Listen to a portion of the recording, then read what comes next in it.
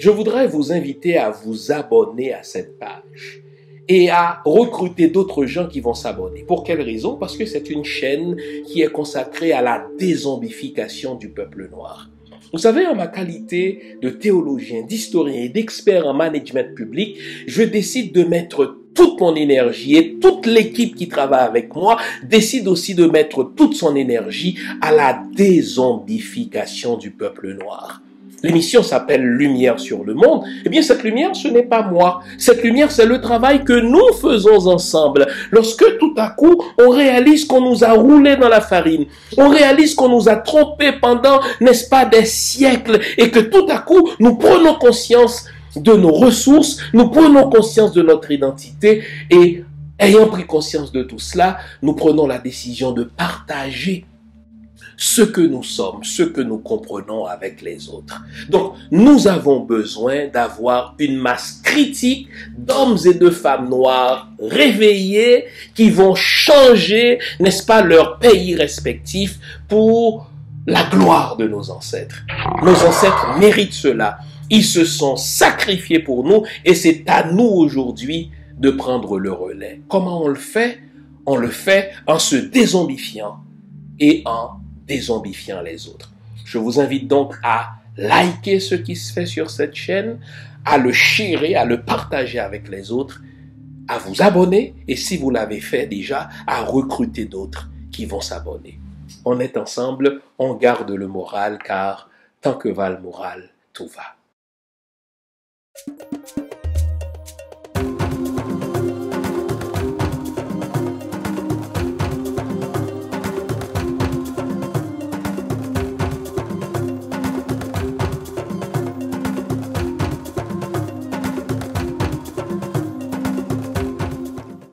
Bonjour mesdames, bonjour messieurs, bonjour le monde. Bienvenue à cette autre édition de l'émission Lumière sur le monde. J'espère que vous allez bien. J'espère que vous avez passé une bonne semaine. J'espère aussi que vous allez nous consacrer la prochaine heure à l'analyse de l'actualité socio-politique haïtienne. Au fait, s'il est un mot qui caractérise la situation de notre pays de ces dernières années, s'il est un mot qui caractérise la situation de notre pays de ces derniers mois, eh bien, lâchons le mot, c'est bien le mot crise. La crise, elle est systémique en ce qu'elle traverse tout le pays. Elle est systémique en ce qu'elle traverse tous les secteurs. Elle est systémique en ce qu'elle traverse toute la nation. Il n'est pas un seul secteur de la vie haïtienne qui ne soit touché par cette fameuse crise. Pourtant, notre travail nous impose de la disséquer, notre travail nous impose de la décomposer, c'est-à-dire à proprement parler de l'analyser, c'est-à-dire de déconstruire cette crise en ses composantes, en ses sous-composantes, afin que nous comprenions comment nous en sommes arrivés là, afin que nous comprenions surtout comment nous en sortir.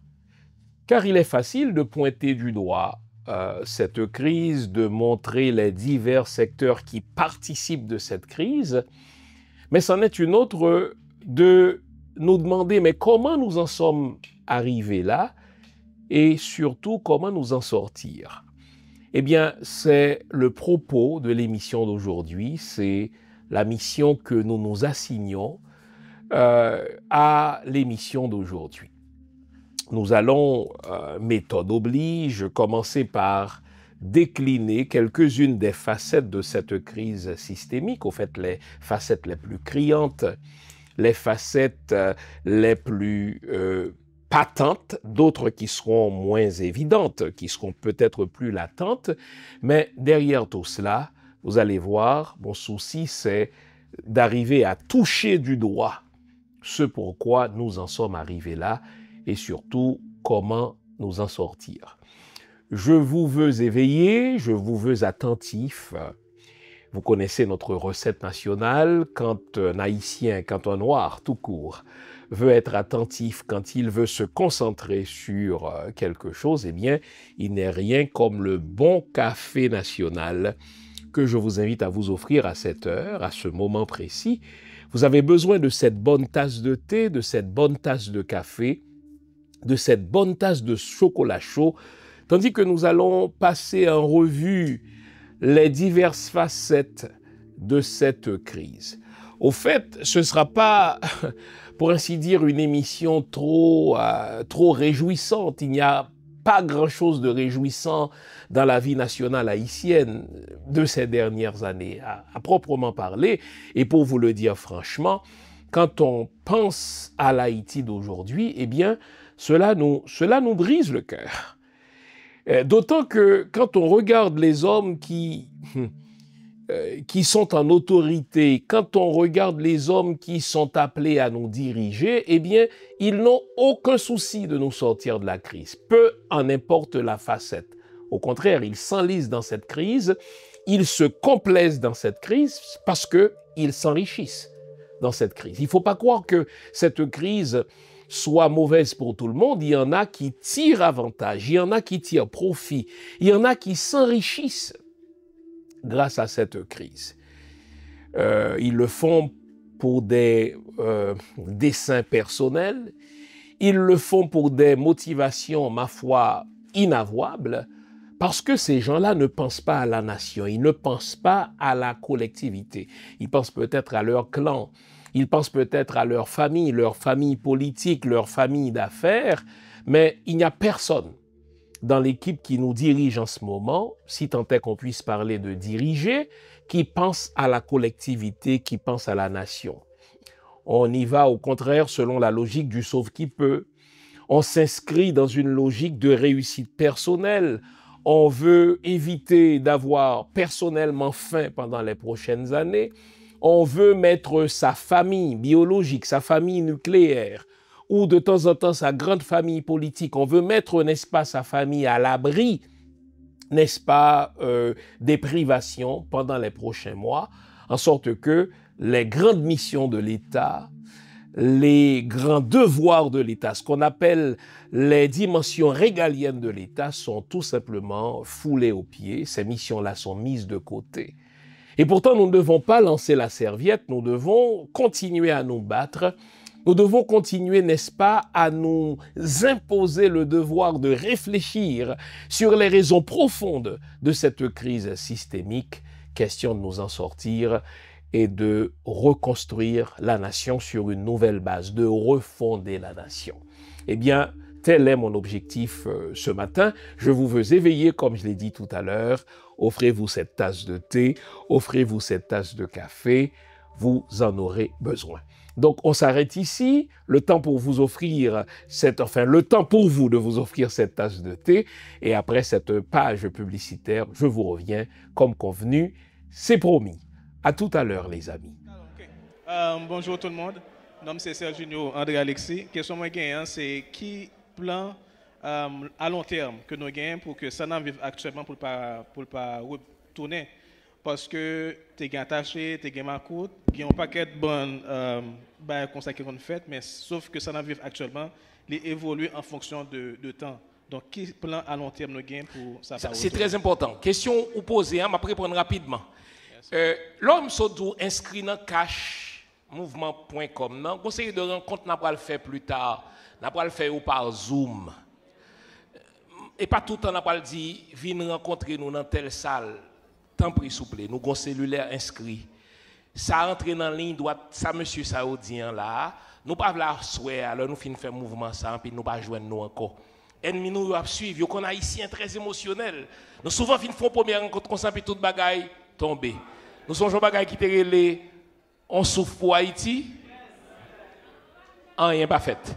Alors cette fois-ci, ça va priver encore. Donc inscrit cashmouvement.com. Nous avons besoin de nom et prénom ou téléphone avec email pour nous capables d'entrer en contact avec vous. Voilà. Deuxième. Nouveau, bonne nouvelle, toutes les émissions Lumière sur le monde se trouvent désormais en mode podcast.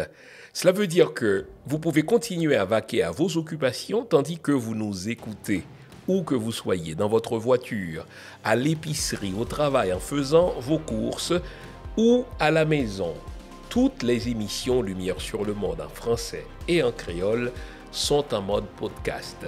Vous les trouverez sur Apple Podcast, Spotify, Podcast Index, Google Podcast, Amazon Music, Stitcher et les autres. Nous sommes partout en mode podcast. Il n'en tient qu'à vous. Nouveau, bonne nouvelle, Lumière sur le monde est en podcast.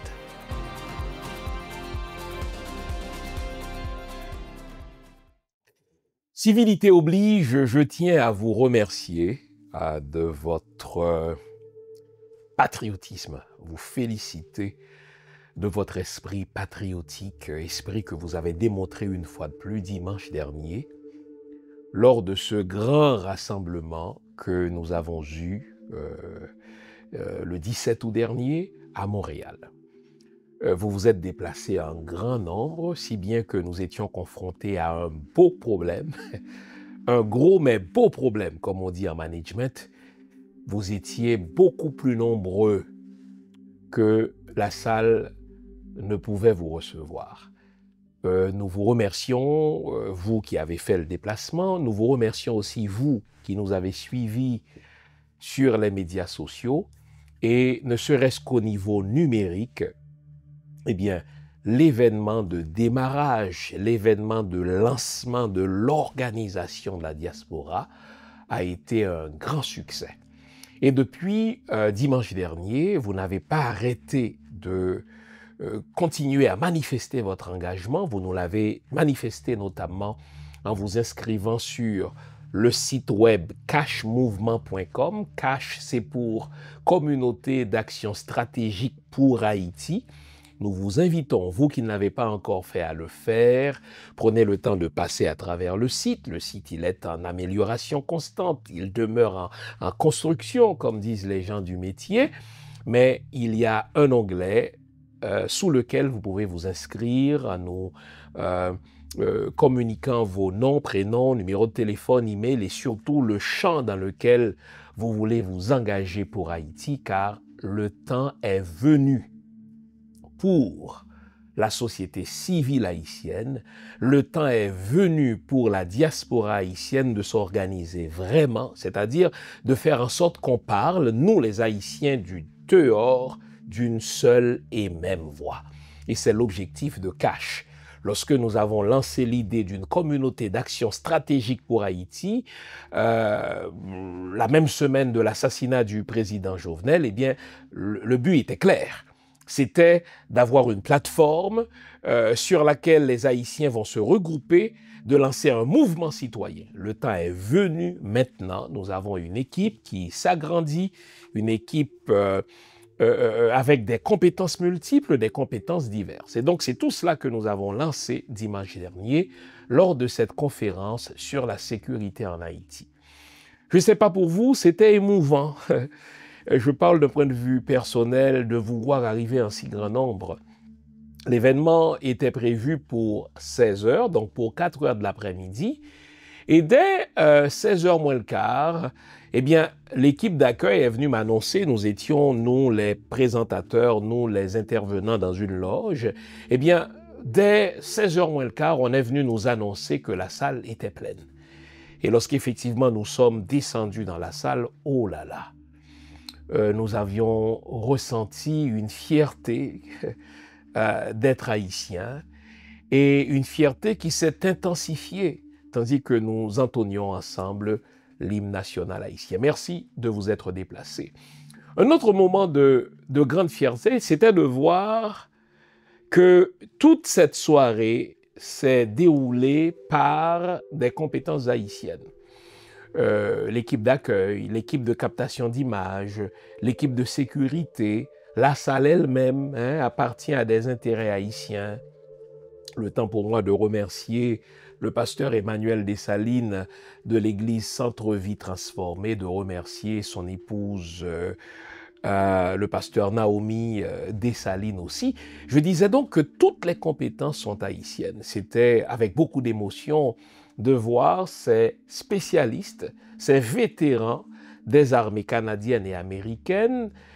C'est des gens qui ont aidé à mettre en place un système de sécurité pour les États-Unis, pour le Canada, et qui aujourd'hui, quoique retraités, continuent de mettre leurs compétences en matière de sécurité qui pour le Canada, qui pour les États-Unis. Et c'était beau de voir ces gens-là prendre la parole devant un public haïtien dans la seule langue haïtienne, le créole, et dire à quel point ils sont prêts à aider Haïti. En fait, on ne parle pas d'aide, parce qu'il s'agit de leur propre pays, de leur propre nation, à quel point ils sont prêts à s'engager pour qu'Haïti sorte de cette crise sécuritaire. Et le clou de la soirée était nul autre que notre conférencier personnel, enfin notre conférencier de la soirée, notre ami personnel, le keynote speaker, comme on dit en anglais, eh bien le docteur Rod Joseph, qui, comme vous le savez, est un vétéran de l'armée américaine, qui a présenté, comme s'il était dans une salle de classe, n'est-ce pas, le plan de sécurité. Autant dire, il est possible de nous sortir de cette crise sécuritaire. Ce qui manque, mais il manque une volonté politique. Maître Roosevelt Rosier, avocat de son métier, a montré la dimension politique de cette crise. Il n'y a pas qu'une dimension logistique, il n'y a pas qu'une dimension à proprement parler d'armes, mais il y a une dimension politique à la chose. Et nos divers intervenants ont montré les diverses facettes de cette crise, et ils nous ont surtout montré qu'il était possible. C'était le message à retenir. Il est possible de se sortir de cette crise si on a les hommes qu'il faut, les femmes qu'il faut, à la bonne place. Il est possible de nous sortir de cette crise s'il y a une équipe qui soit pétrie de nationalisme et de patriotisme. Ce n'est pas vrai que cette crise est sans solution. Ce n'est pas vrai que cette crise est une fatalité. Encore une fois, je vous remercie et vous l'aurez remarqué, l'émission de ce matin est spéciale en ce qu'elle est saupoudrée d'extraits de cette conférence. N'est-ce pas question de vous rappeler que ce momentum du 17 août dernier, qui est notre nouveau bois caïman, il ne va pas mourir, n'est-ce pas? On est parti pour de bon. J'en profite pour vous dire que notre prochain arrêt va se faire au New Jersey. Je viendrai avec des précisions quant à l'adresse. Ça va être le dernier samedi du mois de septembre, de mémoire le 27 septembre.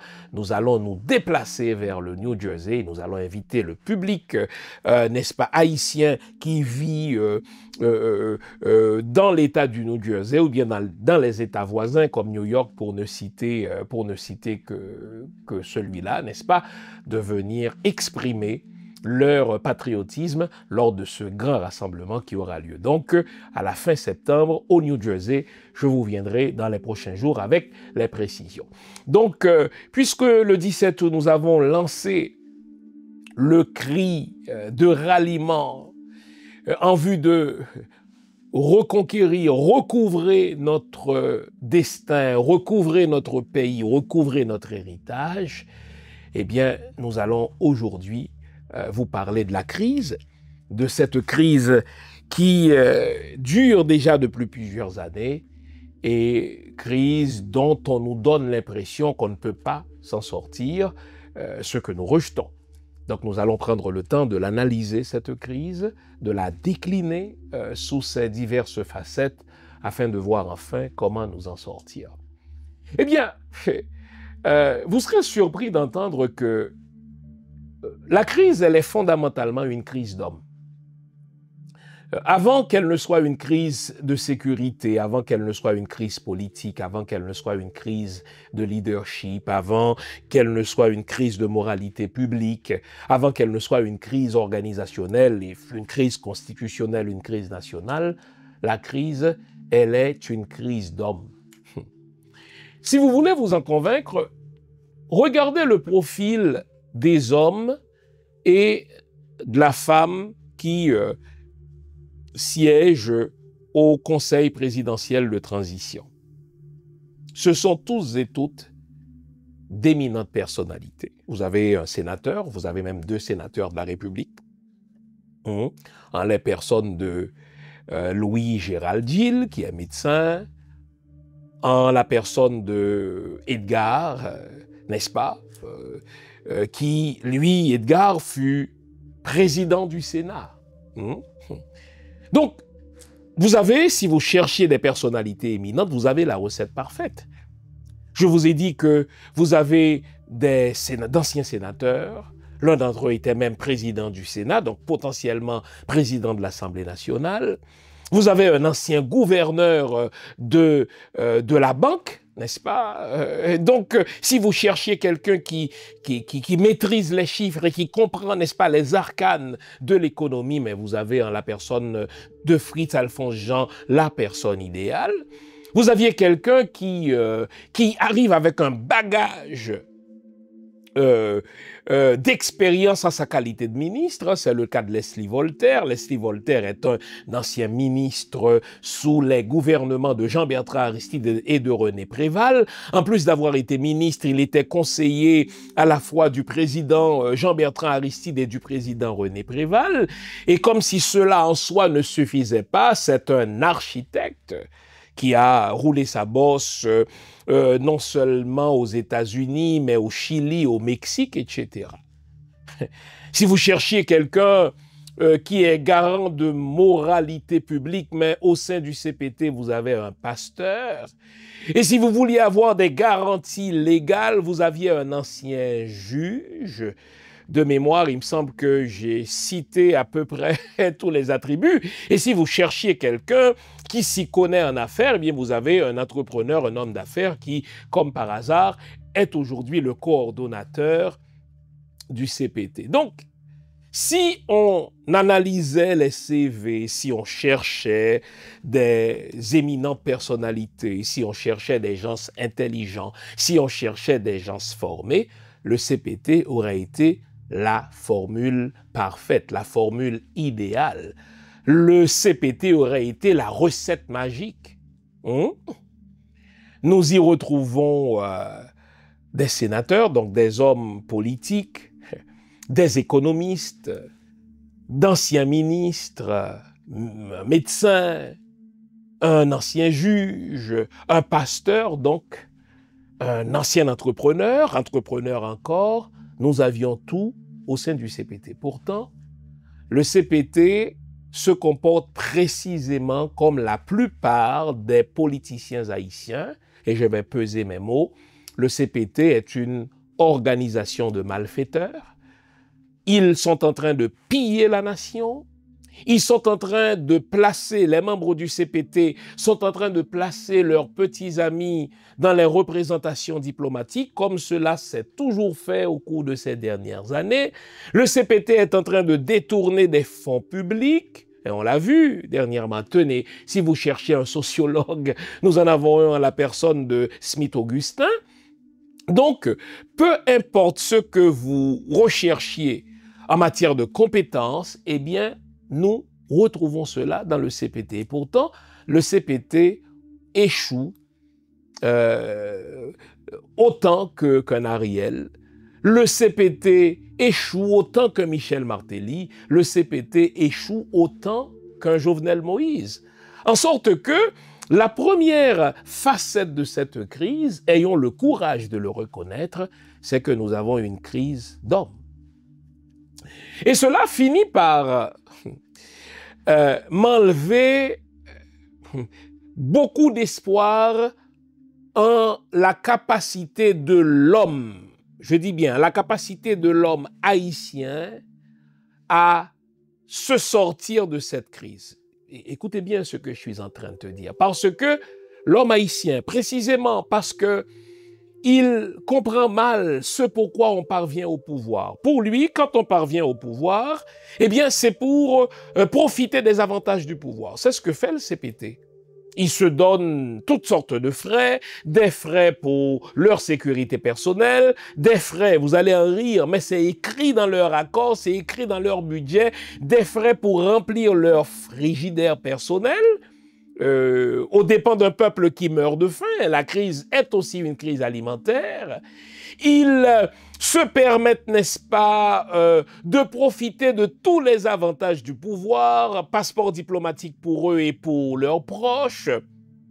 Ils dépensent sans qu'ils ne rendent compte à personne, puisqu'il n'y a pas de contre-pouvoir, le fameux check and balance, n'est-ce pas, qui est un principe conventionnel en matière de pouvoir. Pour tout pouvoir public, il faut qu'il y ait un contre-pouvoir auquel on rend compte, mais ces gens-là, malgré l'accord qu'ils avaient signé, qu'ils avaient rédigé et qu'ils avaient défendu, se moquent de tout contre-pouvoir, donc ils vilipendent, ils dépensent, ils gaspillent. L'un d'entre eux, qui est de ma ville natale d'ailleurs, pour son anniversaire personnel, aurait dépensé quelque chose comme 73 000 $ américains parce que les gens du Nord voulaient fêter, n'est-ce pas, cet homme-là. Alors là, ils ont gaspillé des milliers de dollars de fonds publics. Et quelqu'un m'a soumis un document qui prouve que le Premier ministre actuel, n'est-ce pas, est en train de détourner des millions. Et Alex Didier Fils-Aimé, il était en faillite, n'est-ce pas, juste avant d'être consacré Premier ministre par le CPT, allez savoir pourquoi. Eh bien, il était en faillite, dis-je. Ceci n'est pas sans rappeler la faillite personnelle de Michel Martelly. Et aujourd'hui, on a des preuves que Alex Didier Fils-Aimé détourne des fonds publics vers des comptes offshore, comme on dit. Merci, merci. OK. Posez. Me fait nous rire dans poser. T'es gagné un politicien qui a fait discours en créole, et puis il y a un monde qui a traduit. Et puis il faut là, au moment donné, animé. Et puis l'orateur a dit pour là, poser. Et puis mon cap traduit a dit coquille d'œuf. On apprend 5 questions de ce côté. Autant dire, si on cherchait des personnalités éminentes, des gens qui se sont présentés à des élections, des gens qui ont fait campagne pendant plusieurs années pour une transition de rupture, des gens qui, sur la base de leur CV, n'est-ce pas, ont ce qu'il faut pour diriger ce pays différemment des autres, eh bien, je disais que la crise finit par nous enlever tout espoir en la capacité de l'homme haïtien de gérer le pays, parce qu'il y a véritablement une crise d'homme. Dernièrement, j'ai un ami sans doute bien intentionné qui est venu me voir avec une liste de noms sur laquelle on retrouve des personnalités éminentes. On y retrouve un ancien ministre de l'Éducation très âgé. On y retrouve des universitaires, des femmes qui ont enseigné à l'université, etc. Et puis j'ai regardé la liste et j'ai dit à mon ami, en quoi ces hommes-là sont-ils différents des Fritz Alphonse Jean, de Edgar Leblanc, de Louis-Gérald de Gilles, de Smith Augustin, de, citez-moi encore Leslie Voltaire. Si vous placez une éminente personnalité à la tête de l'État seulement parce que c'est une éminente personnalité, son premier réflexe, et je pèse mes mots, son premier réflexe sera de se mettre à l'abri pour les prochaines années de la privation du primum vivere. Son premier réflexe sera, n'est-ce pas, de satisfaire son primum vivere. Il va détourner des fonds publics, il va refuser de rendre des comptes et il va placer ses petits amis au pouvoir comme sont en train de le faire les hommes du CPT. Et là, on m'a amené, n'est-ce pas, un ancien ministre de l'Éducation très âgé aujourd'hui et le prétexte était qu'à cet âge-là, on ne vole plus. Faux. J'ai une bonne amie qui me dit, vous savez, Jean, la politique nous aura appris que l'âge n'amène pas la raison, l'âge amène des saisons. selon qu'on est plus ou moins âgé, on vit des saisons différentes, mais l'âge ne vient pas automatiquement avec la raison, parce que on a vu les hommes qui sont au sein du CPT, beaucoup d'entre eux ne sont pas non plus d'une prime jeunesse. Est-ce que ça leur confère automatiquement la raison de l'État? Est-ce que ça leur confère automatiquement, n'est-ce pas, une sagesse dans l'art de gouverner? Nullement. Donc, ne me prenez plus le prétexte de l'âge pour, n'est-ce pas, proposer quelqu'un à la tête de l'État sous prétexte qu'à cet âge-là, on ne vole plus. Myrlande Manigat nous avait servi ce faux prétexte-là. Vous savez, quand elle était candidate en face de Michel Martelly, elle disait dans plusieurs discours, vous savez qu'à mon âge, on ne vole pas, à mon âge, on n'a plus de problème de moralité publique, on n'a plus de problème de corruption. On a découvert par la suite que Myrlande Manigat a reçu un chèque, au moins un chèque, n'est-ce pas, d'un sénateur dominicain qui a financé sa campagne, tout comme ce sénateur a financé la campagne de Michel Martelly. Autant dire, ne me servez plus cette médecine de l'âge comme étant un garant de l'incorruptibilité. En sorte que, je l'ai dit, la crise haïtienne est d'abord une crise d'hommes.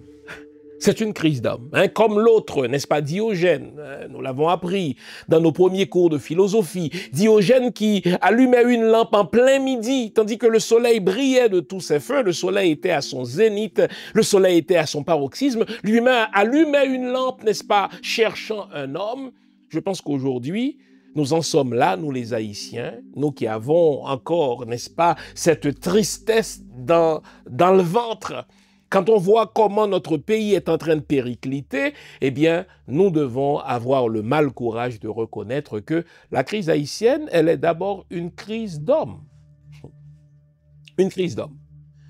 Citez-moi un homme qui, dans l'Haïti d'aujourd'hui, vous offre la garantie absolue que si lui parvenait à la tête de l'État, ne placerait dans les diverses structures de l'État ces hommes et ces femmes qui, si lui-même était parvenu au pouvoir, se contenterait, n'est-ce pas, de ce que la loi lui permet d'avoir. Si lui-même parvenait au pouvoir, ne s'enrichirait pas de manière, n'est-ce pas, illicite. Citez-moi un seul homme comme cela. Eh bien, nous avons une crise d'hommes, parce que c'est bien beau de tenir des discours, c'est bien beau, n'est-ce pas, d'aller sur une chaîne de télé et de faire de l'histoire, c'est bien beau de parcourir, n'est-ce pas, les médias, comme le faisait Fritz Jean, pour prêcher une transition de rupture, pour prêcher une nouvelle gouvernance. La réalité, c'est que, et je le dis, n'est-ce pas, le cœur saignant, je le dis, n'est-ce pas, le ventre souffrant. La vérité, c'est que les hommes et les femmes d'Haïti d'aujourd'hui sont, ce n'est pas leur faute, à ce point privés du primum vivere. On les a démonisés si longtemps. On les a, le verbe ici, il sera un verbe très haïtien. On leur a enlevé leur nanan. On les a à ce point dénanantisés que quand ils parviennent au pouvoir, eh bien, leur premier réflexe, l'instinct de survie, dirait Freud, n'est-ce pas? Ou bien, que sais-je encore, Darwin? Eh bien, leur premier réflexe sera de s'assurer que, s'ils devaient rester qu'un mois au pouvoir, eh bien, en un mois, ils auraient suffisamment volé, ils auraient suffisamment détourné d'argent pour être à l'abri des privations des besoins premiers pendant les prochaines années. Et c'est ce qu'on voit. C'est ce qu'on voit, c'est ce qu'on a toujours vu. Il y en a qui ont détourné des fonds avec plus d'ostentation, hein? Les bandits légaux qui disent de toute manière, on s'en fout. Je suis au pouvoir justement pour m'enrichir, je suis au pouvoir justement pour profiter des avantages que me confère le pouvoir et non pas pour servir la communauté. Eh bien, on en est là, les amis, nous avons une crise d'hommes. Quand je dis cela, je ne suis pas en train de dire que tous les Haïtiens, toutes les Haïtiennes sont de potentiels voleurs ou voleuses. La vérité, c'est que le système a été construit de manière telle que, tenez, On n'a pas l'habitude de reddition de comptes. On n'a pas l'habitude, n'est-ce pas, de montrer patte blanche quand on est à la tête de l'État. Au contraire, on confond sa cassette personnelle, on confond son patrimoine personnel avec le patrimoine commun. D'ailleurs, l'école ne nous a pas appris à croire en un patrimoine commun, en sorte que peu importe la personnalité éminente que vous placerez au pouvoir, la personnalité éminente fera comme Fritz Alphonse Jean, comme Edgar Leblanc, comme Louis-Gérald de Gilles, comme, n'est-ce pas, Smith-Augustin, en un mot, voler. Voler, voler, voler le plus que possible, parce qu'on n'est là que pour 1 an, on n'est là que pour 2 ans. Il faut s'assurer d'être à l'abri des privations pendant les prochaines années. C'est une leçon que j'ai apprise à la dure, parce que je me disais que ces gens-là avaient tant à perdre. Ils sont âgés, c'est d'anciens universitaires, c'est des gens qui sont très ancrés dans leur communauté. Fritz Alphonse Jean s'était fait un renom, il s'était fait une renommée, un nom dans le département du Nord. Je me disais que lui au moins résistera. Je me disais que Edgar Leblanc n'a pas la réputation de quelqu'un qui s'intéressait à l'argent, lui au moins résisterait. Mais on a vu que le système est conçu de manière telle que il broie, il ploie, il dévore l'individu, en sorte que la première facette de la crise, c'est une crise d'homme. Comment on répare l'homme? Mais c'est l'école. Comment on répare l'homme? C'est la famille. Et vous notez que notre tissu social est à ce point déchiré. Vous notez que notre famille, notre conception traditionnelle de la famille haïtienne est à ce point ébranlée qu'aujourd'hui, vous avez des mères qui transigent le corps de leurs filles, qui transigent le corps de leurs garçons, afin qu'elles puissent, ces mères-là, manger. Nous sommes à ce point privés du primum vivere que même notre conscience de mère, notre conscience parentale, notre conscience de père a pris le bord. Je le dis, la misère est telle que, eh bien, quand dans une famille il y a une belle enfant, quand dans une famille il y a une belle fille, sans le trait d'union, un beau garçon, eh bien, c'est une opportunité pour la mère, une opportunité pour le père de se faire un petit peu de pécule parce que, tenez, il n'y a plus rien. Donc, il y a une crise d'homme. C'est l'école qui devrait aider à reconstruire l'homme haïtien. Mais le ministre de l'Éducation, M. Antoine Augustin, n'a-t-il pas lancé la serviette lorsqu'il y a à peu près 1 mois, il y est allé d'une conférence de presse pour dire qu'il n'y a plus d'école, les enfants sont fous, les parents sont fous, il n'y a que lui, suivez mon regard, le ministre de l'Éducation, qu'il ne soit pas fou, les profs sont fous, les parents sont fous, les enfants sont fous. Et je dis que quand on veut former un nouveau citoyen, quand on veut former une conscience de citoyen, c'est le travail de l'école. Mais notez, malgré les beaux messages, malgré les beaux discours, malgré les belles entrevues qu'on retrouve encore sur Internet, qu'offrait Antoine Augustin, lorsqu'il n'était pas encore ministre, eh bien, devenu ministre, il s'est rapidement conformé au système. Le réflexe est un réflexe de survie, voler comme les autres, pour ne pas être, pour être à l'abri des privations du primum vivere pendant les prochaines années. Donc, il y a une crise d'homme, les amis. Il y a une crise d'homme. Il nous faut donc réparer l'homme haïtien. Que dis-je? Il nous faut donc reconstruire l'homme haïtien. Et pour reconstruire l'homme haïtien, eh bien, tous doivent y mettre, n'est-ce pas, tous doivent y apporter leur contribution. On doit apporter du sien. L'école doit être réformée pour reconstruire l'homme haïtien. Mais ça, c'est autre chose.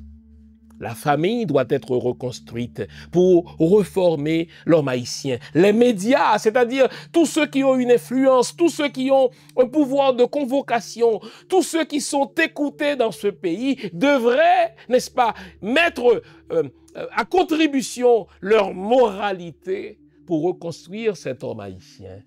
L'homme haïtien devient tous les jours un peu plus démonisé. L'homme haïtien devient tous les jours un peu plus dénanantisé. La crise est d'abord une crise d'homme.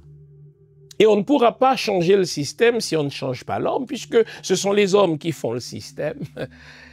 Le système doit être au-delà des hommes qui le font, mais les hommes qui le font doivent être pétris d'idéaux patriotiques tels qu'ils projettent sur ces institutions les plus grandes valeurs, les valeurs les plus nobles, des valeurs communes, des valeurs de patrimoine commun, et c'est ce que nous avons perdu. Nous avons été démonisés, nous avons été dénanantisés, nous avons perdu notre nanan, nous avons perdu notre âme, et nous devons la rechercher. C'est donc la première facette de la crise, c'est une crise d'homme. Pourquoi avons-nous une crise d'homme? Mais c'est parce que nous avons une crise de moralité publique. La moralité publique a foutu le camp. Vous vous souvenez quand vous étiez jeune? Quand j'étais jeune, je suis quinquagénaire. Le pire attribut qu'on ait pu coller à une famille, c'est que dans cette famille, il y a eu un voleur. Quand l'haïtien lançait ce cri « barré, volait », mais c'était le cri suprême. Et quand effectivement on mettait la corde au bras de ce voleur-là, c'est toute la famille qui en mangeait un coup. Mais aujourd'hui, la moralité publique a pris le bord. La corruption est généralisée, la corruption devient la norme. C'est le chacun pour soi, Dieu pour tous. Il n'y a pas d'éthique au sens propre du terme. Donc, il n'y a pas de moralité publique. On peut kidnapper pour de l'argent. Les jeunes sont entraînés par des vieux à kidnapper pour de l'argent. Les vieux, c'est comme ça que ça a commencé. Les politiciens, les gens du secteur d'affaires, c'est comme ça que ça a commencé. On choisit de placer des armes dans des mains de jeunes garçons, dans des mains de jeunes femmes, contre rémunération. Et donc, le respect pour la vie, le respect pour la personne humaine, le respect pour les droits inaliénables, n'est-ce pas, des humains, a pris le bord parce que cette crise d'homme a conduit à une crise de moralité publique. Dites-moi, connaissez-vous un seul politicien haïtien qui ait honte de lui-même lorsque on le convainc de vol? Mais c'est la mode. Il est intelligent. Remarquez comment on change, n'est-ce pas? On change l'acception, on change le contenu du mot intelligent. Le politicien haïtien, il est intelligent quand il vole. Plus personne, n'est-ce pas, ne se soucie d'avoir une image bien léchée, d'avoir une moralité publique connue.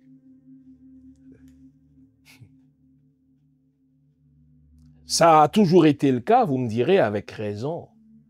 Mais pendant les dernières années, on a banalisé la corruption. On a banalisé l'immoralité publique, en sorte que des politiciens se vantaient d'être des bandits légaux. Des politiciens traitaient la population civile de frustrés quand des gens de la population civile osaient les accuser de vol, osaient les accuser de corruption. Eh bien, ces politiciens-là disaient, mais c'est parce que vous êtes aigris. Lorsque vous serez président, vous ferez comme nous.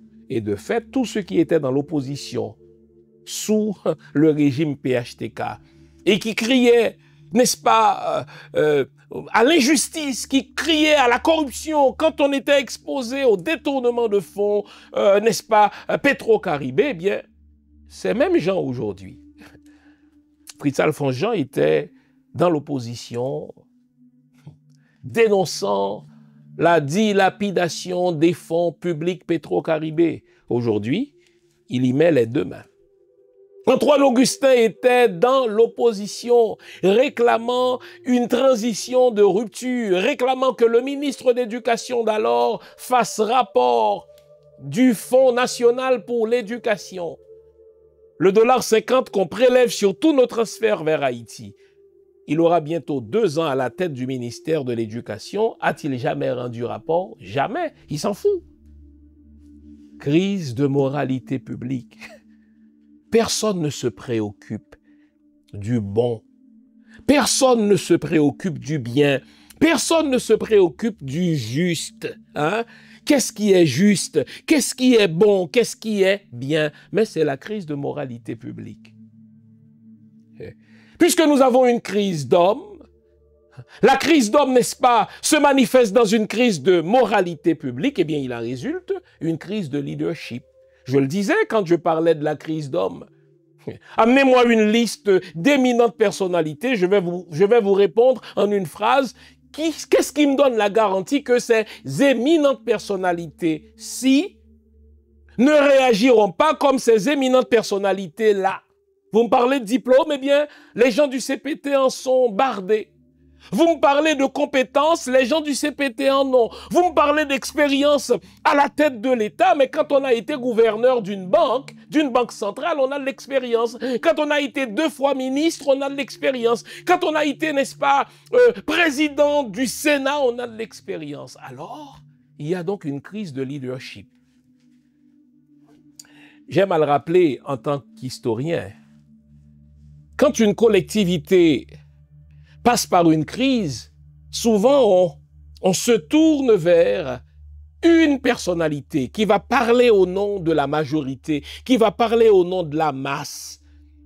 Une personnalité qui est à ce point proche de son peuple, une personnalité qui est à ce point proche de sa communauté qu'elle peut dire pour les sans-voix, qu'elle peut parler pour les sans-voix, qu'elle peut porter, une espèce de porteur de ballon, elle peut porter les desiderata de la collectivité. Mais dites-moi, connaissez-vous quelqu'un aujourd'hui, homme ou femme, tant à l'intérieur qu'à l'extérieur du pays, qui jouit de ce panache national, qui jouit de ce panache pan-national, ça veut dire qui traverse la nation, et celle du dedans, et celle du dehors, car il y a une Haïti du dehors aussi. Connaissez-vous une seule personnalité qui fasse l'unanimité, une personnalité qui fasse consensus, et qui puisse parler en notre nom à tous et à toutes? Non. Donc vous voyez que la crise, elle est beaucoup plus profonde que ce qu'on voit. On voit la crise de sécurité physique, on voit la crise constitutionnelle, on voit la crise politique, mais tout ceci n'est que la pointe de l'iceberg. En deçà de ces manifestations, en deçà de ces facettes visibles, il y a une crise beaucoup plus profonde, c'est la crise d'hommes. Pourquoi y a-t-il une crise d'hommes? Parce qu'il y a une crise de moralité publique. Et en quoi consiste, n'est-ce pas, cette crise de moralité publique? Eh bien, mais cette crise résulte en une absence de leadership. Chacun va parler pour son petit réseau social, chacun va parler pour son petit groupe d'amis, chacun va parler pour sa famille politique. Et dites-moi, parmi ceux qui s'apprêtent à devenir candidats à la présidence, il y en a déjà qui s'échauffent, pas vrai? Qui font leur petit tour dans la diaspora. Il y en a qui donnent des entrevues. Il y en a, n'est-ce pas, qui de temps en temps se présentent dans des médias pour dénoncer. Dites-moi, connaissez-vous un seul parmi ces candidats, jeunes ou vieux? Et c'est même pas une question d'âge. C'est même pas une question d'âge. C'est le logiciel de l'homme politique haïtien qui est vicié. C'est le logiciel de l'homme haïtien. Dès qu'il s'intéresse à la chose publique, mais c'est déjà vicié son logiciel. Parce qu'il ne comprend pas que le pouvoir signifie servir. Eh bien, être au pouvoir signifie servir les autres. Si lui ne comprend pas la chose de cette manière, son environnement finira par le broyer en le traitant d'imbécile, en le taxant d'un manque d'intelligence. Alors, vous voyez qu'il y a une crise de leadership.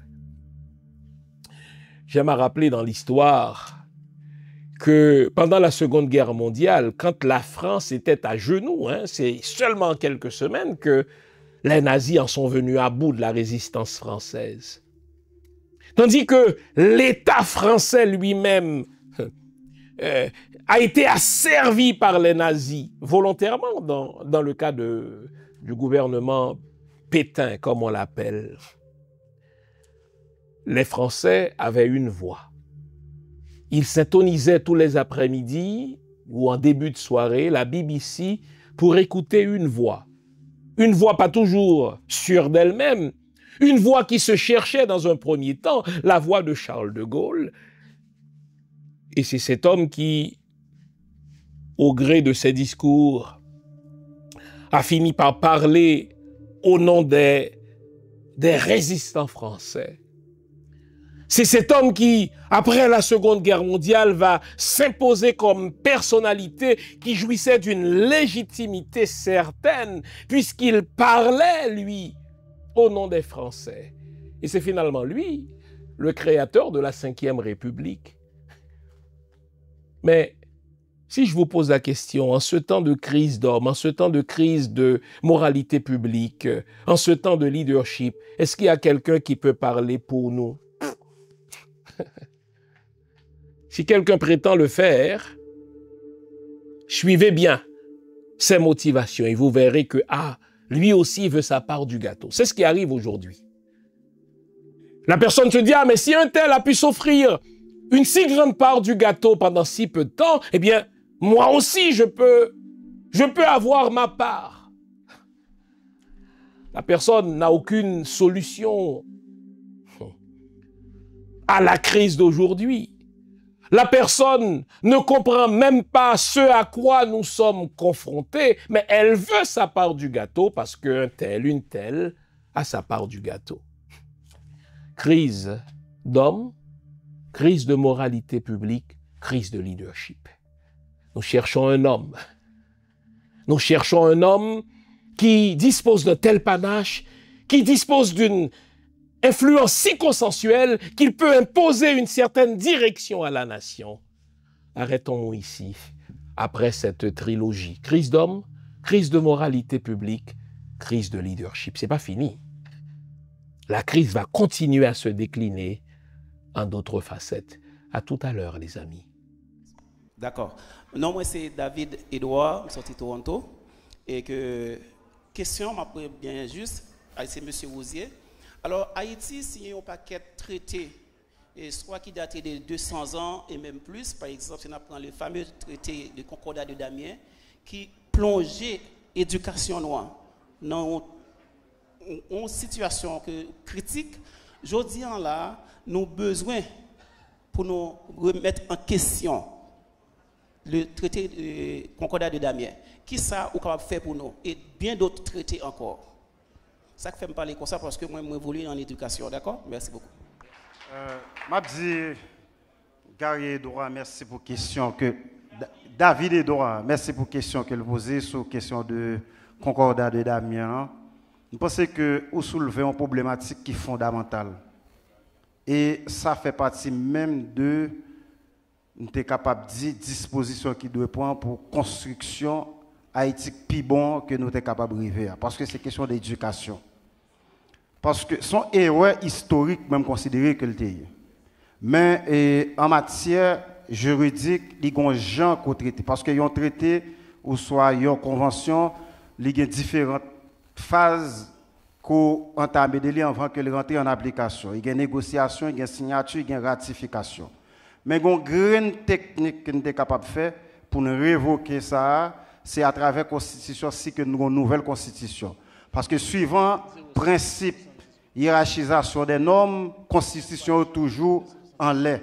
Parce que le traité a une portée supra-légale. Ça veut dire automatiquement qu'on fait une Constitution, en dans la Constitution, on met un article qui est capable de dire, qui révoque toute disposition qui est contraire à la Constitution, l'État est capable de tomber.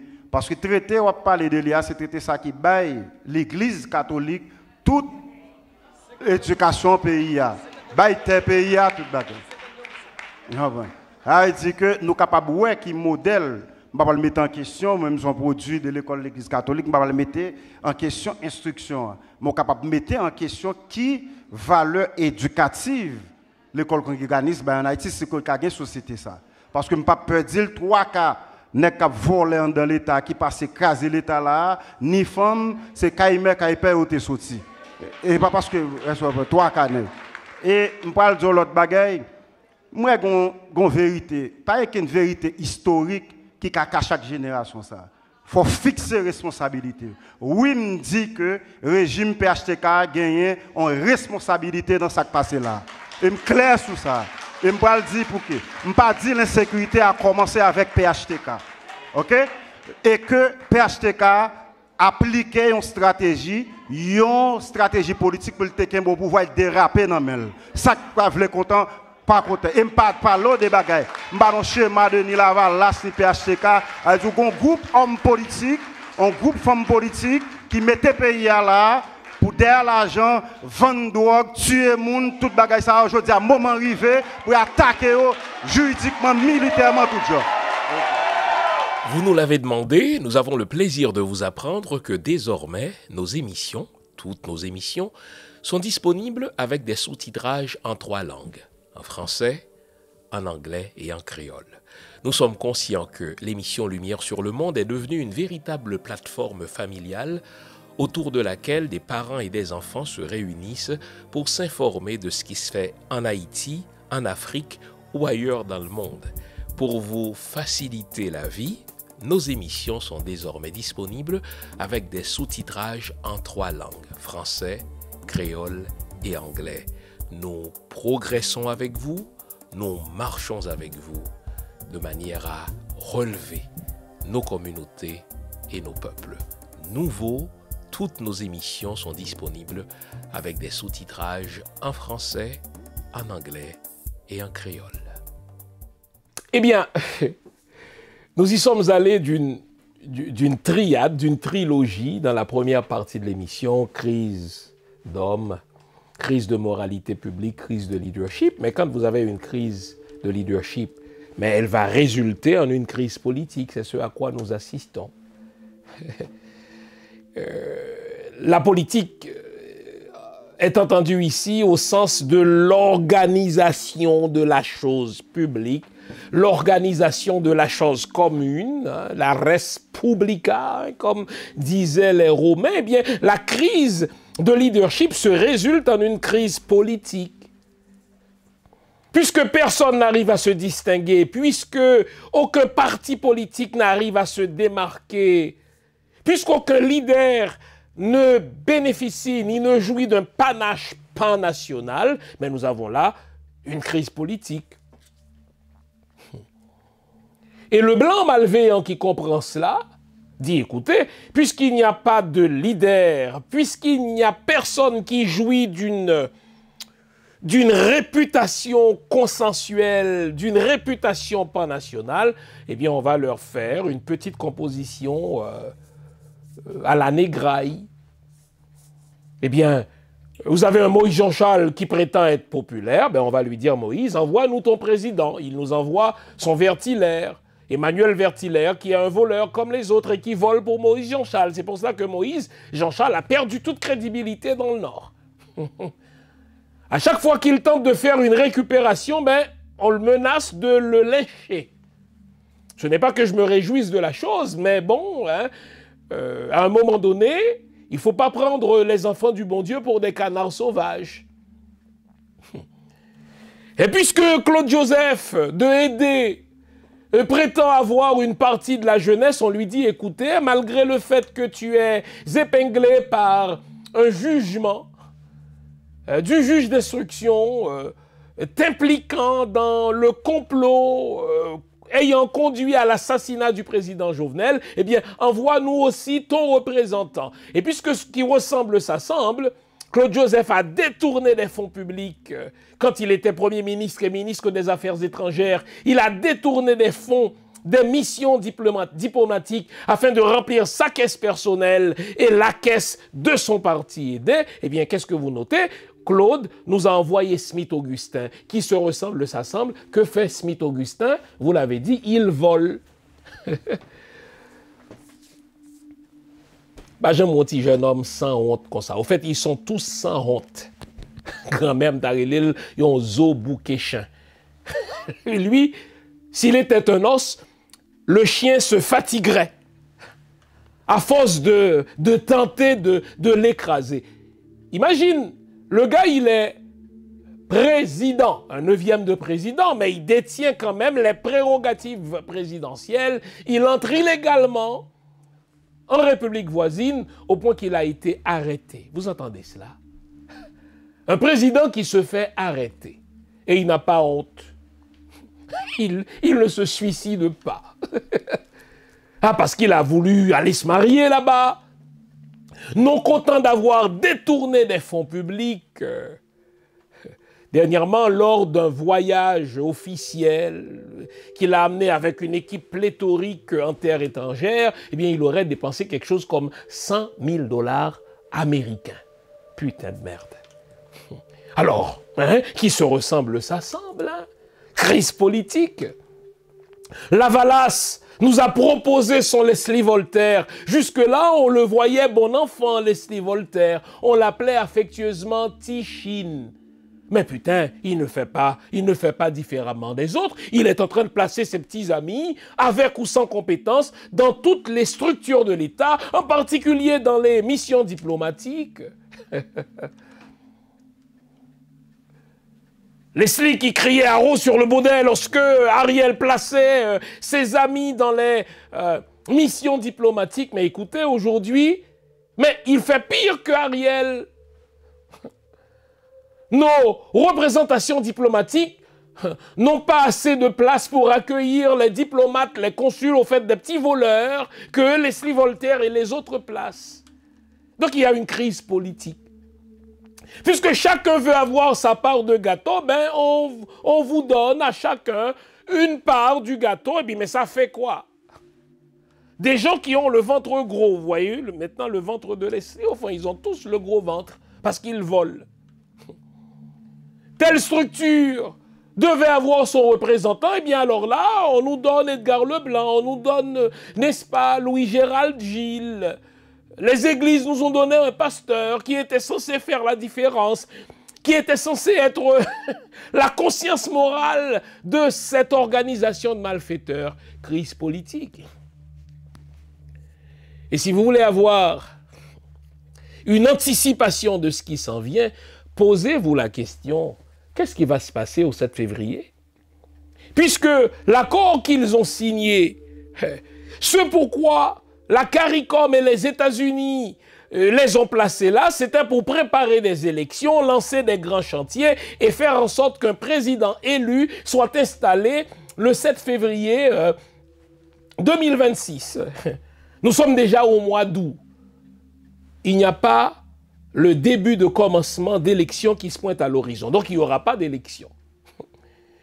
Ils avaient promis un référendum. Il n'y a pas le début de commencement du mot référendum. Il n'y en aura pas. Ils avaient promis une réforme constitutionnelle, mais à part un ex qui a volé beaucoup d'argent, qui a détourné beaucoup de fonds publics pour son histoire personnelle, mais qui nous parle de constitution, mais personne n'y croit. Donc, voyez-vous, cette crise politique-là ne fait que commencer. La crise pour la gestion de la chose publique. Parce que ceux qui sont là n'ont aucune légitimité populaire.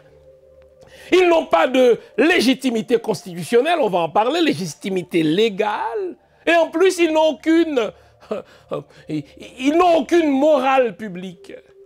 Donc, on est dans la crise politique. Beaucoup commencent à réfléchir. Qu'est-ce qui devrait se passer au 7 février prochain? Est-ce qu'on va revenir à la formule du président de la Cour de cassation? Au moins, on aura une apparence de l'égalité. Mais avoir un président de la Cour de cassation, en quoi cela nous garantit qu'on va sortir de cette crise de moralité publique, de cette crise de leadership, de cette crise politique dont on a parlé tout à l'heure nullement? C'est de prendre une personne qui peut se targuer d'avoir la toge de la Cour de cassation, mais comment cette personne-là, parce qu'elle est issue de la Cour de cassation, comment va-t-elle nous sortir de la crise politique? Non, on n'est pas sorti du bois, on est mal barré, comme disent les autres. Eh bien, cette crise politique résulte aussi d'une crise constitutionnelle. La vérité, c'est que la classe politique se fout de la Constitution, se fout royalement de la Constitution. L'équipe en place se fout de la Constitution. Au fait, personne n'évoque, sinon que pour confondre l'autre, un article de la Constitution. De toute manière, elle est mise en veilleuse. C'était comique, pour ne pas dire loufoque, de voir un Leslie Voltaire évoquer des articles de la Constitution contre, n'est-ce pas, Gariconi, qu'il voulait congédier. Et c'était non moins loufoque de voir Gariconi répondre à Leslie Voltaire avec d'autres articles de la Constitution. La vérité, c'est qu'on n'est pas dans un ordre constitutionnel parce que tout le monde se fout de la Constitution. Mais il y a un problème là, les amis. Quand on n'est plus guidé par une loi mère, quand on n'est plus guidé par, si vous voulez, un texte de loi qui, même si il est dur ce texte de loi, ou même si cette loi est dure, comme disaient les autres, n'est-ce pas, Douralex, mais qui devrait être la loi pour tous, mais quand on n'est pas guidé par cela, mais c'est l'arbitraire. On n'est plus dans un état de droit, il n'y a plus de règles, c'est le chacun pour soi, Dieu pour tous, on est revenu, n'est-ce pas, à la jungle, c'est la loi du plus fort. Pourquoi? Parce que la crise politique marche de pair avec la crise constitutionnelle. Nous avons donc une crise politique, nous avons donc une crise constitutionnelle, et puisqu'il n'y a pas de règles, puisque personne ne se soumet à la loi, puisque ce qui revient, c'est la loi du plus fort, la loi de la jungle, n'est-ce pas? Eh bien, cela résulte en une crise sécuritaire. Donc, vous notez que il y a une logique.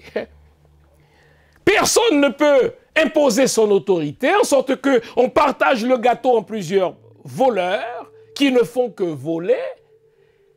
Pourquoi avons-nous une crise politique? Mais c'est parce que nous avons une crise constitutionnelle. Pourquoi avons-nous une crise constitutionnelle? Parce que personne ne s'intéresse à la loi mère. Et puisqu'il y a crise politique, il y a crise, n'est-ce pas, constitutionnelle. On se retrouve avec une crise d'autorité, hein?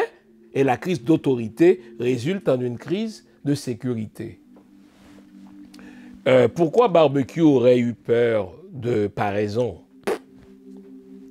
Pourquoi Barbecue, ou bien Iso, ou bien l'un de ces terroristes, ou bien Vitellum, Timacac, tous ces salopards qui ont perdu le droit d'être sur Terre, quant à moi, pourquoi se soumettraient-ils à l'autorité de Fritz, à l'autorité de Louis-Gérald de Gilles? Louis-Gérald de Gilles a déjà mandaté Magali Habitant, qui se trouve en prison parce qu'elle a ouvert trop grande sa gueule, a déjà mandaté Magali Habitant pour aller négocier le droit de passage dans des zones de Timacac, dans des zones de Vitellum ou que sais-je encore. Remarquez quelque chose, je le souligne à chaque fois, quelque puissant soit Timacac, quelque méchant soit-il, quelque inhumain soit-il, les Timacac, les barbecues, les Iso, tous ces salopards qui, répétais-je, perdent le droit d'être sur Terre, les avez-vous jamais attenté à la vie d'un ministre ou d'un membre du gouvernement? Pas du tout, pas du tout. Fritz Jean n'est jamais menacé par les terroristes. Edgar Leblanc n'est jamais menacé. Et Leslie Voltaire, bon Dieu, il est tout heureux, vous le voyez, il est comme bon Dieu. Il redevient heureux, il grossit. Pourquoi? Parce qu'il mange bien, il fait beaucoup d'argent, il place ses amis, c'est tout ce qu'il voulait, lui. Donc la crise sécuritaire, ce n'est pas pour les autorités. C'est pour vous et moi, c'est pour la population civile.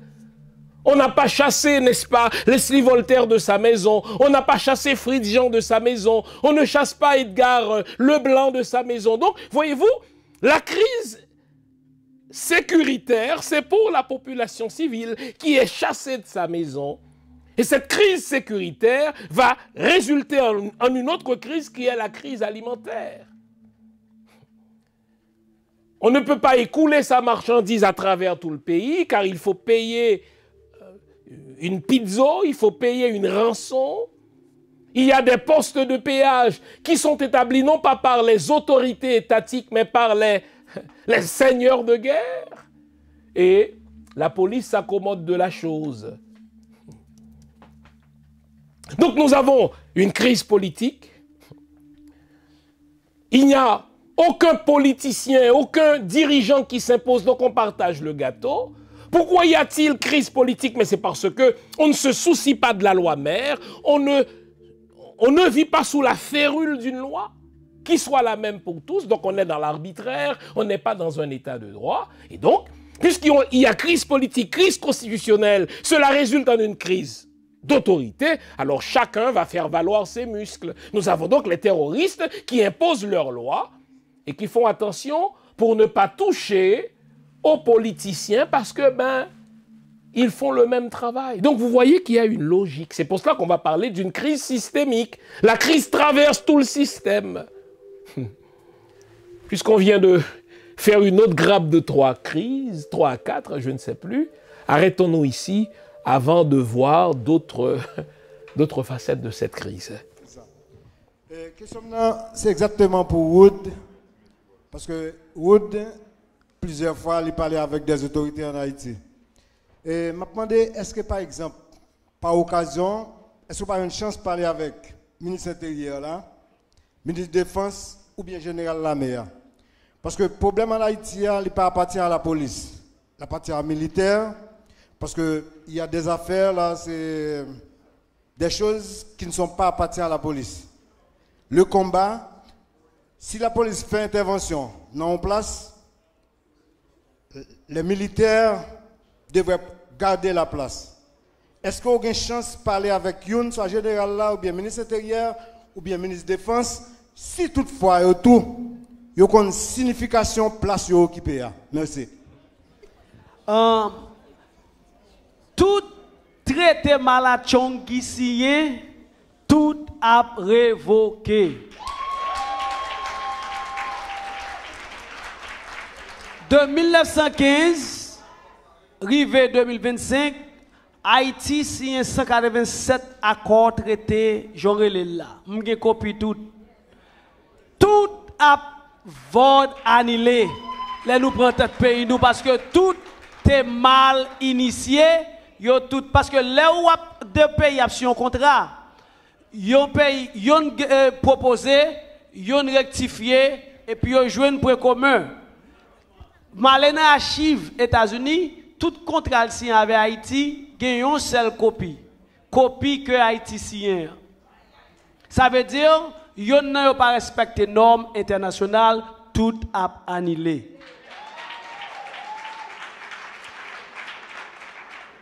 Proposition pour ou pas qu'à arrêter pour ingérence en Haïti. Ministre intérieur, m'a tout répondre à la question que tu posée. C'est ministre intérieur qui pour connaître rôle. Rôle ministre intérieur en Haïti, tout n'est pensé c'est pour faire l'argent pour élection. Et pas ça. On ministre intérieur en chargé, est-ce qu'on connaît 6 heures du soir par un diplomate étranger qui t'a supposé dans la rue en Haïti? Ça, c'est le rôle ministre intérieur pays d'Haïti. Est-ce qu'on connaît pour un consul qui porte au prince à Saint-Marc, folie 10 ministres intérieurs, qui ça le faire? Qui mouni pour le contravel? Qui nature en compte là? Si que ou pas fait ça, et pas étranger, parce que saute qui baille, quand on a parlé de sécurité, et communication, je parle avec tout le monde qui est en Haïti. Je vais proposition à proposition, je montre avec collègues moi en Haïti. Monsieur, depuis c'est pour bagay, yo ka fait l'argent là-dedans, yo pas là-dedans. Ça veut dire c'est peut-être ça, nous un dossier mercenaire, pas vrai? Peut-être que me dit moi-même pas besoin de 5 millions de dollars pam nan yo film non.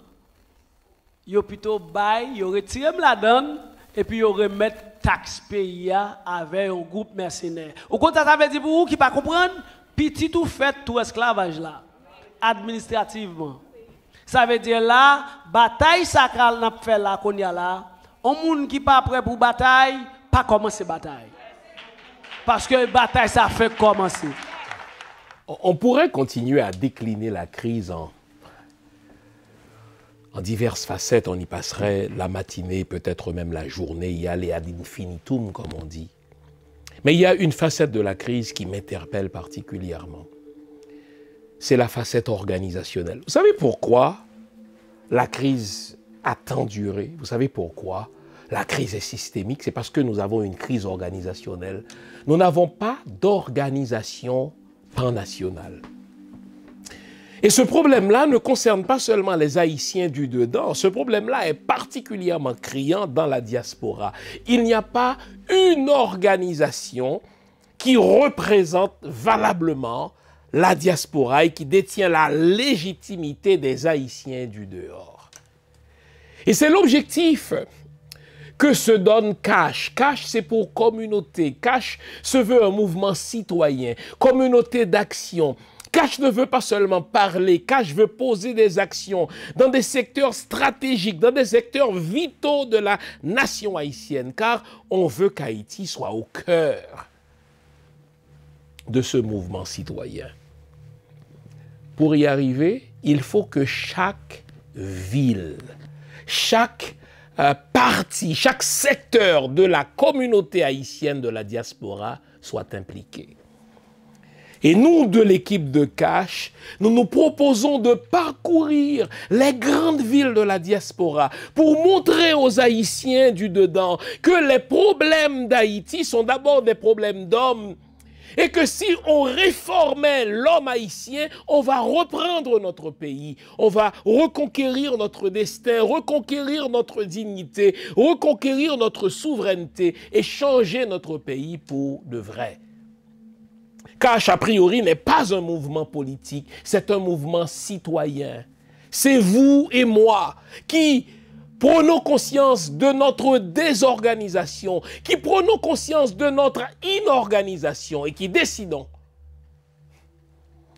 de nous organiser pour avoir une voix forte, une voix légitime, une voix représentative. C'est CASH.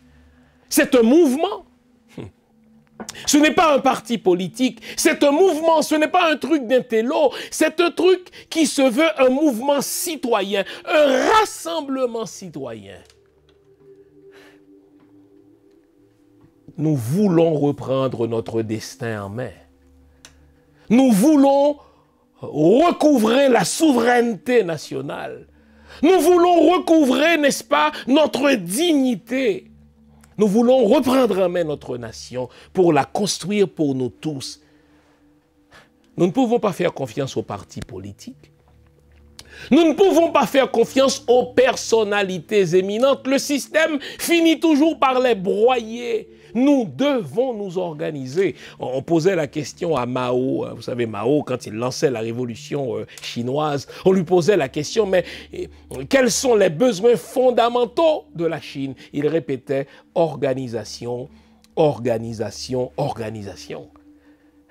Nous devons faire nôtre, n'est-ce pas, cette trilogie de Mao. Ce qu'il nous faut, c'est une organisation qui nous représente, une organisation légitime, une organisation qui détienne l'adhésion populaire, une organisation qui va poser des actions dans des secteurs stratégiques d'Haïti afin de recouvrer notre dignité, recouvrer notre souveraineté, reprendre notre destin en main, reprendre notre nation en main et la reconstruire pour de vrai. Je vous invite à vous inscrire sur CASH. Inscrivez-vous dans www.cashmouvement.org et vous allez voir, tout y est. Vous allez nous donner, vous allez nous communiquer vos coordonnées, nous dire dans quel secteur d'activité vous êtes prêts à vous engager, car c'est un mouvement d'engagement pour Haïti. Si nous ne le faisons pas, chers amis, nous allons perdre notre pays, car nos ennemis s'organisent. Vous avez peut-être déjà entendu parler du groupe Makaya. Le groupe Makaya, c'est une organisation que mettent sur pied les enfants de l'oligarchie haïtienne. On parle des enfants de Bidjo, on parle des enfants d'Accra, tous ces salopards qui ont fait d'Haïti ce trou de merde qu'il est devenu. Eh bien, aujourd'hui, ils s'organisent pour s'assurer de ne jamais lâcher prise. Ils s'organisent, ils ont leurs représentants au département d'État, ils parlent au CARICOM. Mais quand on pense à Haïti, n'est-ce pas, eh bien, on pense à ces gens-là parce qu'eux, ils sont organisés. Dans quel but le font-ils, ces gens de Makaya? Pour continuer à ne pas payer d'impôts, pour continuer à ne pas payer de taxes, pour continuer à avoir des monopoles, pour continuer à placer des armes aux mains de nos jeunes, de manière à nous faire fuir Haïti et qu'Haïti demeure pour eux. Ce n'est pas pour eux que Dessalines est mort. Quand nos ancêtres essuyaient les coups de fouet dans les plantations, eh bien, les Bidjo et leurs ascendants, les Akra et leurs ascendants, tout cela asservissait aussi notre peuple parce que, j'aime à le rappeler, les Arabes, ce sont eux qui ont introduit l'esclavage dans le monde moderne. Alors allons-nous laisser les fils de l'oligarchie s'organiser dans le groupe Makaya et assister passif à cette chose et laisser les dirigeants haïtiens vendre notre pays? Vous l'avez entendu, ça? Didier Fils-Aimé, imaginez, a signé un contrat avec Éric Prince. Éric Prince qui est un raciste de première. Éric Prince qui a déjà dit, et vous pouvez retrouver l'entrevue, que les Noirs sont incapables d'autogouvernance, ils sont incapables d'autodétermination. Si bien qu'Éric Prince a demandé à Donald Trump d'occuper tous les pays noirs. Ni plus ni moins. Alors, Alix Didier Fils-Aimé a signé avec Éric Prince un contrat de 10 ou 20 ans, donc un contrat de 10 ans renouvelable pour 20 ans, contrat au terme desquels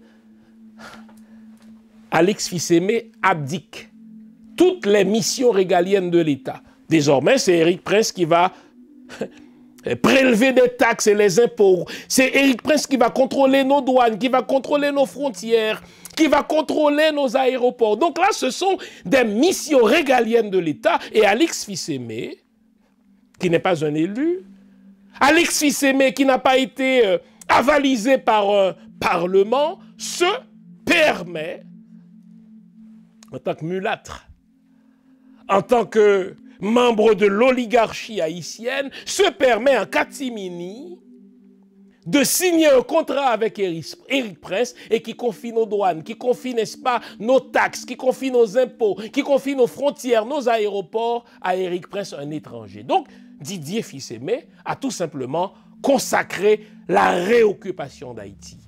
Incidemment, je vous dis qu'on va poser une action d'éclat. Nous avons le docteur Lucien Prophète, qui est membre de CASH, qui fait partie du comité stratégique de CASH en matière juridique, qui va lancer, et on va placer, n'est-ce pas, dans les prochains jours, cette pétition en ligne, qui va lancer une pétition pour recueillir vos signatures contre ce contrat et qui va déposer, qui va intenter une action en justice auprès de la Cour supérieure des comptes contre Alix Didier Fils-Aimé. Parce qu'Alix Fils-Aimé n'a pas les prérogatives constitutionnelle pour engager l'État dans de tels contrats. Donc, c'est ce que je vous disais. Les hommes qui nous dirigent se foutent carrément de la Constitution. Mais il le fait Alix Fils-Aimé à la barbe avec le grand plaisir de Leslie Voltaire. C'est aussi lui qui l'a placé là. Alix Fils-Aimé, n'est-ce pas, qui était en faillite aujourd'hui, n'est-ce pas, devient tout à coup un homme riche après quelques mois à la tête de la primature. Et il se permet désormais de vendre le pays à Éric Prince pour que ce dernier prélève des taxes, impôts, qu'il contrôle nos douanes, qu'il contrôle nos impôts, qu'il contrôle, n'est-ce pas, nos aéroports, nos frontières. Vous voyez à quel type d'organisation de malfaiteurs nous avons affaire? Pourquoi tout cela est-il possible? Parce que nous avons laissé la chose politique, l'organisation de la communauté à des salopards, à des hommes sans foi ni loi. Notre plus grande crise, c'est une crise organisationnelle. Organisons-nous, comme dirait Mao, organisons-nous, organisons-nous. CASH vous offre une plateforme. Inscrivez-vous, devenez membre. Dites dans quel secteur d'activité vous voulez vous engager. Nous allons créer une organisation si imposante qui parle au nom de la diaspora pour reprendre notre dignité, recouvrer notre souveraineté, prendre notre destin en main, reprendre, n'est-ce pas, notre pays et refonder la nation haïtienne pour le plus grand bien du plus grand nombre. Un mouvement citoyen, c'est d'abord ça, cache. Merci d'avoir été à l'écoute. On garde le moral, car tant que va le moral, tout va. Bonne semaine, à la prochaine. Au revoir. Vive Haïti, vive le peuple haïtien.